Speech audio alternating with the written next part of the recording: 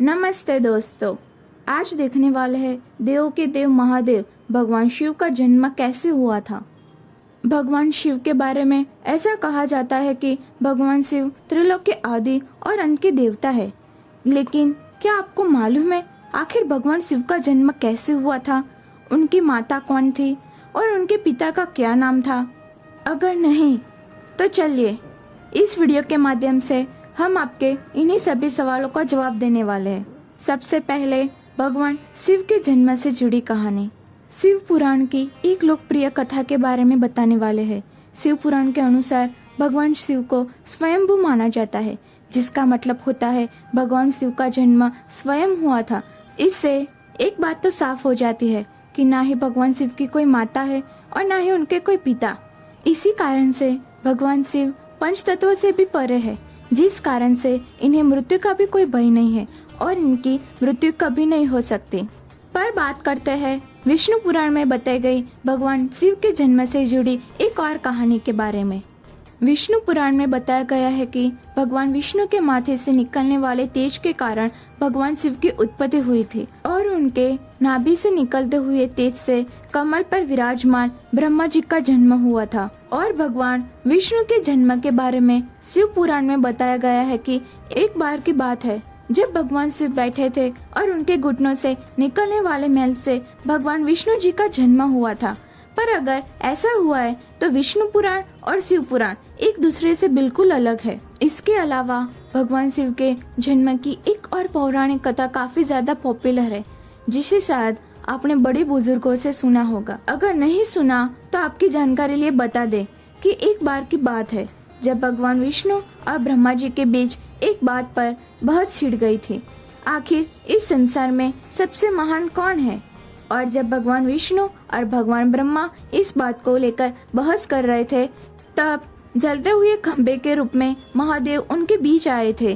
तब वह दोनों इस रहस्य को नहीं समझ पाए और तभी अचानक से आवाज आई जिसने कहा कि जो भी इस खंबे का छोर ढूंढ लेगा वही सबसे महान कहलाएगा। ऐसा सुनते ही ब्रह्मा जी ने एक पक्षी का रूप ले लिया और खंबे के ऊपरी हिस्सा ढूंढने निकल गए। वही विष्णु जी ने वराह का रूप धारण किया और खंबे का अंत ढूंढने निकल गए। खोजने के बाद भी दोनों में से किसी को भी खंबे का छोर नहीं मिला और दोनों हार मानकर वापस आ गए। जिसके बाद भगवान अपने असली रूप में आए और भगवान विष्णु और ब्रह्मा जी ने यह मान लिया कि महादेवी सबसे महान और शक्तिशाली है।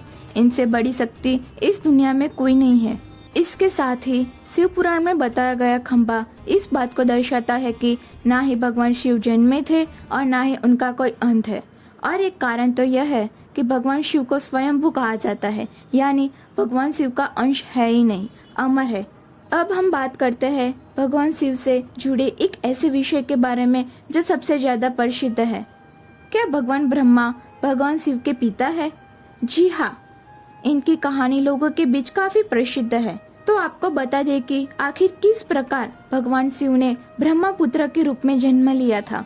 इसके पीछे विष्णु पुराण की एक पौराणिक कथा है, जिसके अनुसार जब धरती, आकाश, पाताल जन्मभूमि में डूबा हुआ था, तब भगवान विष्णु के अलावा कोई भी देव या प्राणी इस संसार में नहीं था।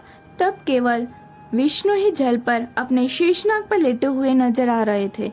जिसके बाद उनकी नाभि से कमल की डंडी पर ब्रह्मा जी प्रकट हुए। और जब भगवान ब्रह्मा और भगवान विष्णु इस यूनिवर्स से संबंधित बात कर रहे थे, तब भगवान शिव प्रकट हुए। जिसके बाद ब्रह्मा ने उन्हें पहचानने से इनकार कर दिया। इस कारण से भगवान शिव रुठ जाते हैं और इसी कारण से भगवान विष्णु ने उन्हें दिव्य दृष्टि प्रदान करते हैं। ब्रह्मा जी को भगवान शिव की याद दिलाई, जिसके बाद भगवान ब्रह्मा को अपनी गलती का एहसास हुआ। फिर से क्षमा मांगते हुए उन्होंने अपने पुत्र के रूप में पैदा होने का आशीर्वाद मांगा, जिस कारण से भगवान शिव ने भगवान ब्रह्मा की प्रार्थना को स्वीकार करते हुए उन्हें आशीर्वाद दे दिया। लेकिन इसके बाद जब भगवान ब्रह्मा ने सृष्टि की रचना शुरू की तो उन्हें एक बच्चे की जरूरत पड़ी। तब उन्हें भगवान शिव का आशीर्वाद ध्यान आया, जिसके लिए भगवान ब्रह्मा ने तपस्या की और बालक के रूप में भगवान उनकी गोद में रोते हुए प्रकट हुए आपको बता दे कि यह भगवान शिव का एकमात्र बाल रूप है। जब भगवान ब्रह्मा ने उन्हें रोने का कारण पूछा तो उन्होंने बताया कि उनका कोई नाम नहीं है। तब भगवान ब्रह्मा ने भगवान शिव का नाम रुद्र रख दिया, जिसका मतलब होता है रोने वाला। पर इसके बावजूद भी भगवान शिव चुप नहीं हुए, इसलिए ब्रह्मा ने उन्हें दूसरा नाम दिया, फिर भी वे चुप नहीं हुए। इस तरह शिव को चुप कराने के लिए भगवान ब्रह्मा ने भगवान शिव को 108 नाम दिए थे, जो रुद्र, भीम, पशुपति, ईशान और महादेव जैसे नाम थे। इसके बाद बात आती है श्रीमद् देवी महापुराण की। श्रीमद् देवी महापुराण में भगवान शिव की माता और पिता के बारे में बताया गया है।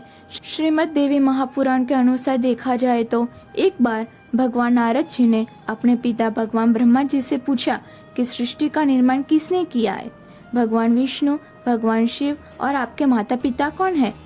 तब भगवान ब्रह्मा जी ने नारद जी को त्रिदेव के जन्म के बारे में बताया। जो बताया वह वाकई चौंका देने वाली बात थी।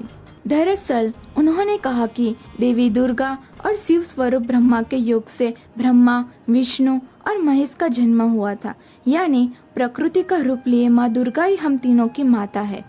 इसके साथ ही श्रीमती महापुराण में भी भगवान विष्णु और भगवान ब्रह्मा के बीच हुए झगड़े की एक कहानी मिलती है, जिसके अनुसार एक बार ब्रह्मा जी और विष्णु जी में झगड़ा हुआ और दोनों में बहस छिड़ी हुई थी।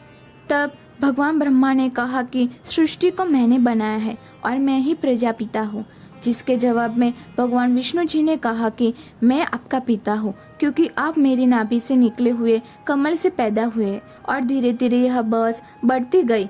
इसके बाद इन दोनों का झगड़ा सुनकर सदाशिव वहाँ पहुँचे और उन्होंने कहा, मैंने ही तुमको इस संसार को बनाने और इसे संभालने को केवल 2 काम दिए हैं।